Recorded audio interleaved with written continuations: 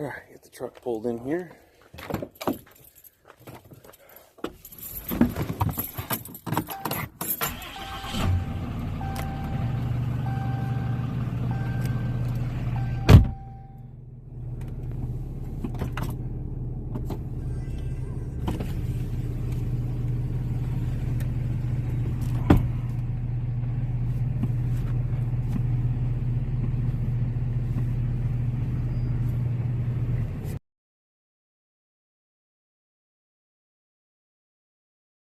We're getting out this stuff from the leveling kit. So it comes with spring spacers. These go on top of the coils, which I haven't ever used this style. I had a Super Duty once that I put spacers underneath the lower coil buckets, and that kit worked out pretty good. This one I'm assuming will work out the same. This one also comes with the shock extenders. I'm going to run stock shocks on it for now. Probably before I take my annual dunes trip, I'm going to swap out either some Fox 2.0s or Bilstein 5100s, whichever it ends up being. But we'll go ahead and get the rest of this unboxed here. Hang on. And there with the rest of it unboxed, this kind of gives you an idea. One of the reasons I went with this kit over some of the other ones is the way that they hold this new coil spring spacer to the frame of the truck. They get located up in the spring tower, the shock tower, and some of the other ones have you drill holes in them. This one, from the appearance of the kit and the installation, it has a bolt that comes up through it and holds it on. It's just a lot simpler of an install. And then at the top of it, it puts this plate up there with a welded nut on there to hold everything together. Basically, all that's doing is holding it onto the frame of the truck so that everything stays in place when the suspension comes unloaded.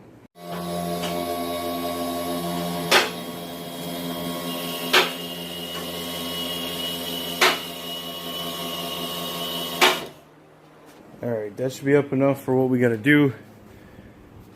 And I got the truck racked a little bit differently than usual here because of how I have to lift it to do this job. It required a little bit of strategic placement of the rack arms, but if you can look here on that radius arm, that's typically where these trucks get racked up from. That's why they put that there.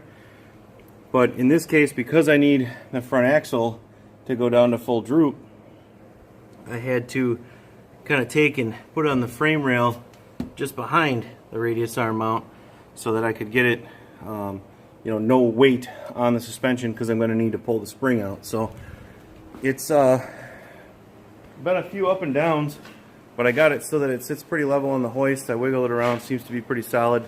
I'm not going all the way up with it either, so I feel pretty confident about leaving it like this.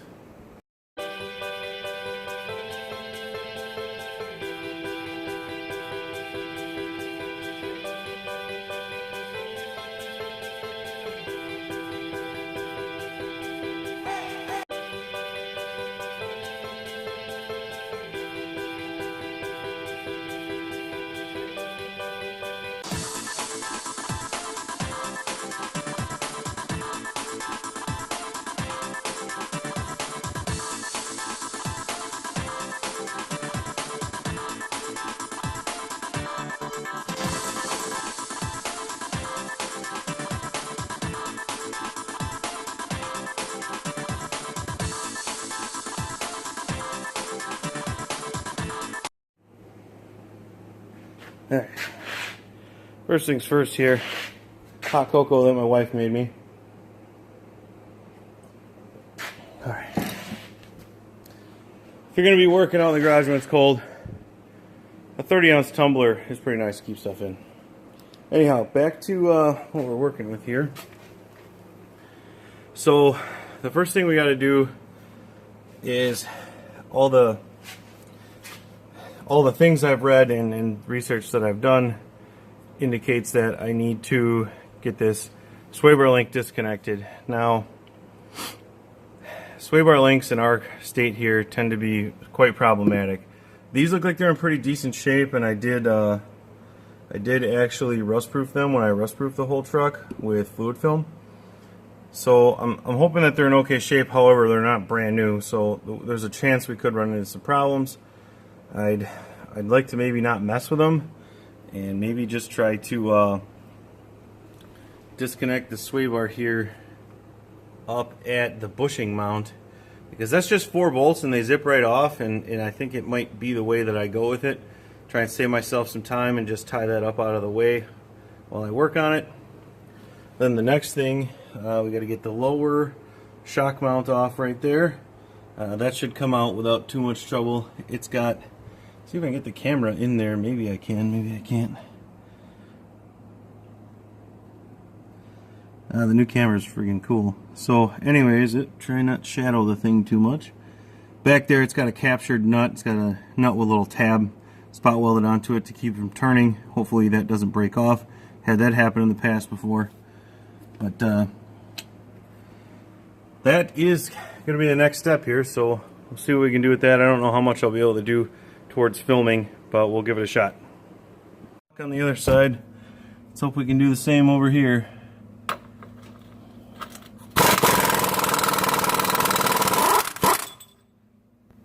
I win.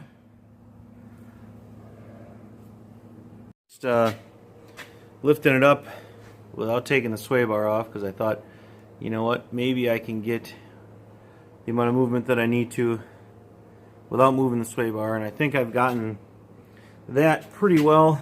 I got the spring, so the spring's loose in there. It's got to come up a little bit more, but when I was watching the brake lines, brake hoses there rather, they're getting a little tight, so I'm going to try and buzz those off and see if I can't get a little more clearance here so I can get the spring popped out of the way.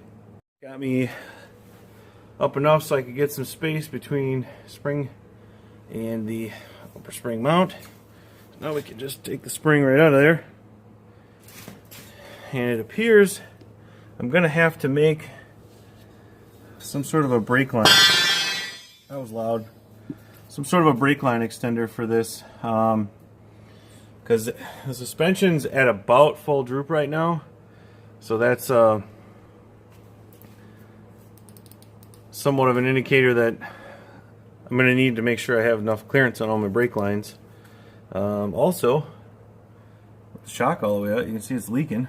Not surprising. It's got 50,000 miles on it. Shocks leak. All the more reason to get some new ones. So I got the spring spacers all mounted. Axles drooped out as far as it's going to go. Brake hoses are hanging in there. So now I got to get it set down, which I got to do little by little, and kind of put the springs in place as it goes down. The axle's got to kind of shift over to the other side since it's all dropped out. You can see how the sway bar, I did manage to get it done with the sway bar hooked up, but now we got to drop it down. So I'm going to set you guys down over here so you can time lapse this.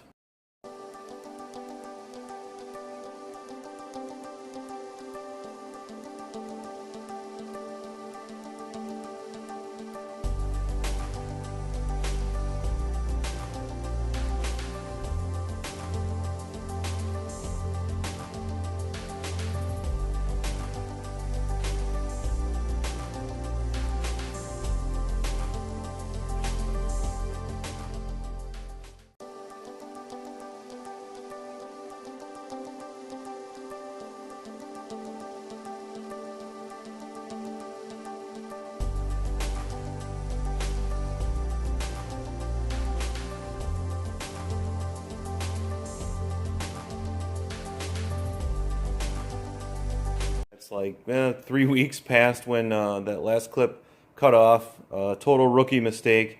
I forgot to have enough battery in the phone to complete all the filming. It actually took a little bit more out of the battery than I had wanted. But as you can see, the pile of wheels and tires laying here.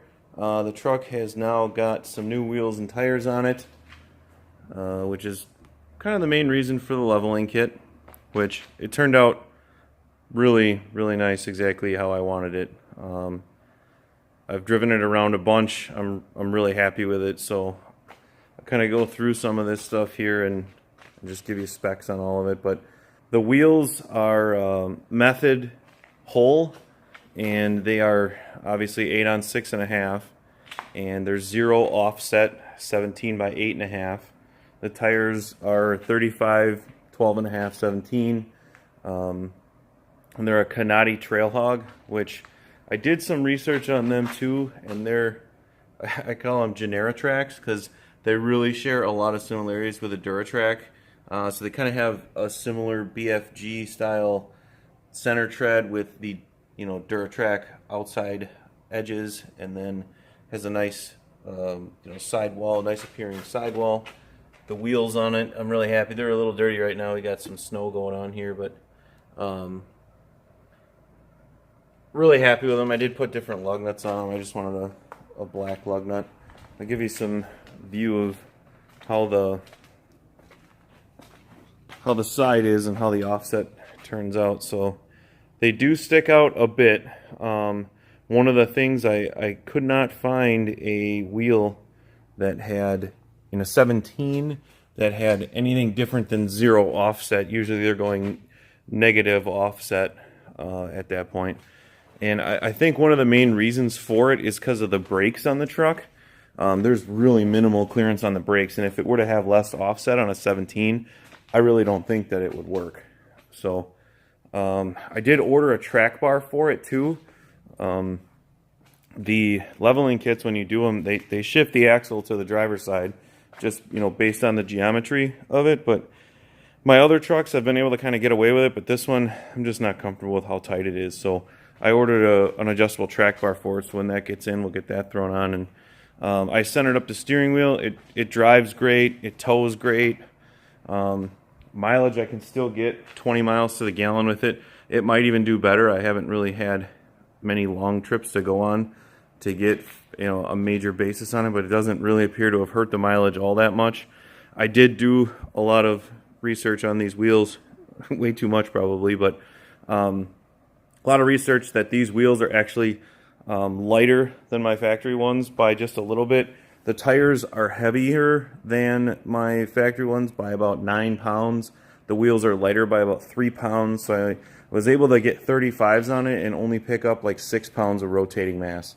So that's really good because you add a lot of rotating mass to it, and rotating mass is like 10 times what you would add in static mass. So if you're going to add 5 pounds to a wheel and tire package at each corner, that's like adding 200 pounds of static mass to the truck.